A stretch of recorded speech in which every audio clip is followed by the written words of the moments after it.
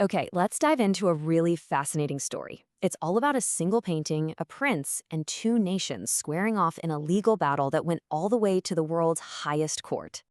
So, how does something like this even happen? How does one single piece of art spark a huge international dispute between a tiny principality and one of Europe's biggest powers? Well, that's what we're going to unpack. All right, so the painting at the heart of all this, it's a 17th century piece by a Dutch artist named Pieter van Laer. And it had been in the Prince of Liechtenstein's family for, well, for centuries. But this wasn't just any old painting loan. This piece had a very complicated history tied directly to the end of World War II. So you'd think getting it back would be simple, right? Well, not so much. When the prince sued to recover the painting, the German courts basically said, nope, can't help you. They pointed to a post-war treaty called the Settlement Convention and said their hands were tied. So with nowhere else to turn, Liechtenstein did something pretty bold. In 2001, it sued the entire country of Germany at the International Court of Justice. Now, to really get why Germany made that call and why Liechtenstein fired back with this huge lawsuit, we've got to go back in time, way back. We need to understand the historical context that created this entire mess. You've really got to pay attention to three key moments in history here. They're the building blocks for this entire legal showdown. First, there's the confiscation of the painting itself in 1945. Then, an international agreement that blocked any challenges to that confiscation. And finally, this critical date in 1980, which, as you'll see, became the whole case's center of gravity. So, right after World War II, Czechoslovakia passed these laws called the Beneš Decrees. And they were pretty sweeping. They allowed the state to seize property that they considered German. And under that authority, boom, the prince's painting was confiscated. This was the original moment the art left the family's hands. Okay, and then a few years later, you get the Settlement Convention. This was basically a promise from West Germany.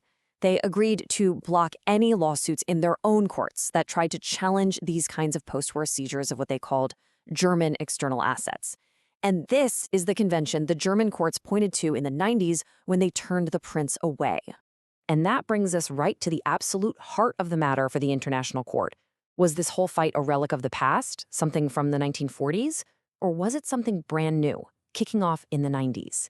The answer to that question would literally decide everything. So you've got these two totally different stories. Liechtenstein is saying, hey, look, the real fight started in the 90s when your courts hit us, a neutral country, with this old treaty for the very first time. That's a new act. But Germany's argument was, whoa, hold on. This all goes back to the post-war confiscation. Our courts were just following the rules we all agreed on back then. Nothing new to see here. So why does the timing matter so much? Well, it's because of this really important legal rule. It's a bit of a mouthful. It's called ratio temporis. Basically, the treaty that let the court even look at this case had a strict cutoff date, February 18th, 1980. The court could only hear disputes about things that happened after that date. So you see, everything, absolutely everything, came down to this one question. What was the real source of the conflict? Was it the original confiscations way back when, or was it the German court decisions in the 90s? The fate of the entire case rested on the answer. So how did the judges figure this out? How do you travel back in time, legally speaking, to find the real cause of a dispute? Well, they had a specific framework for it. They used a specific legal test. Think of it like a three-step process. Step 1, what kicked off the lawsuit? Okay, that's the 90s court cases. Step 2, now trace that event back to its source or real cause. And step 3, does that source land before or after that 1980 cutoff date? And here's what they decided.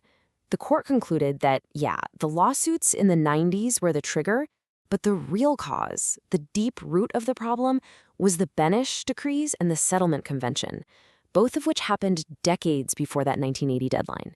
But here's the thing that's kinda wild.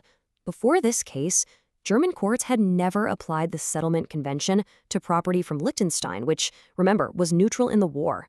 So you'd think, hey, that's a new situation. But the court disagreed.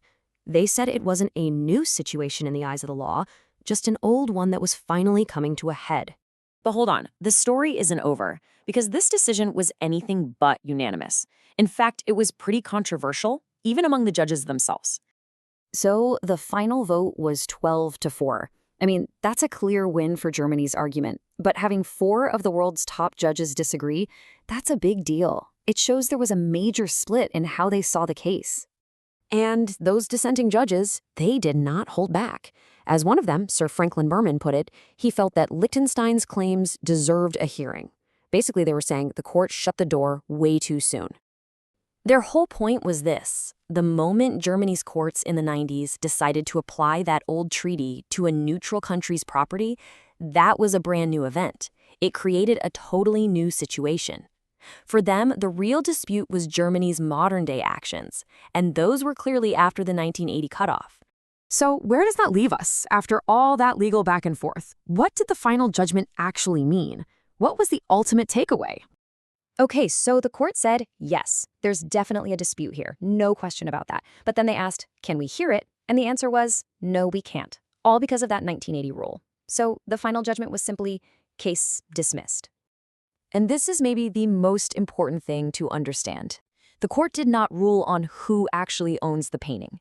They never said Liechtenstein was wrong or Germany was right. They just said, we can't rule on this. The whole case got thrown out on a technicality. And that leaves us with this really big unanswered question. What happens when the world's highest court admits there's a problem, but says it's powerless to solve it? It's a fascinating look at the limits of international law, and it means that the original dispute, the fight over a prince's lost painting, is still, to this day, completely unresolved.